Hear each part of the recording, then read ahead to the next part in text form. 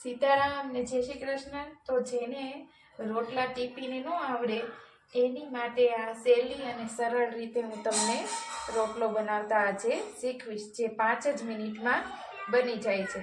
તો આ લોટમાં મેં ખાલી મીઠું અને પાણી જ નાખ્યું છે, બીજું કાંઈ નથી નાખ્યું।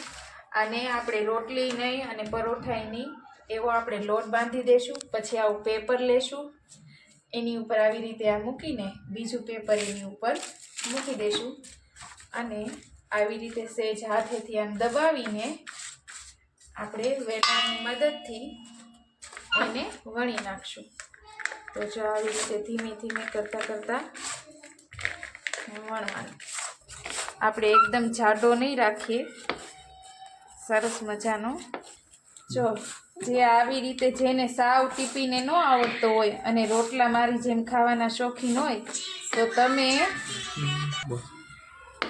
જે મારી જેમ રોટલો ખાવાના શોખીન હોય અને રોટલો ટીપીને ન આવે, બતાવીશ કેવો રોટલો વણાય। જોયો, એકદમ સરસ વણાઈ ગયો છે।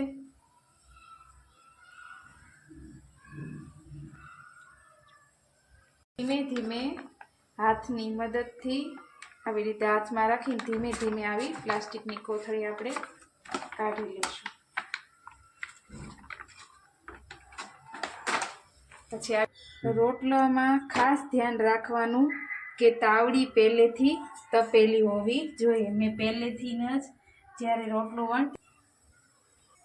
હવે જોઈ શકો છો તમે, આવી રીતે તવીથાની મદદથી ધીમે ધીમે આવી રીતે બીજી સાઈડ ઘી લગાડીશું।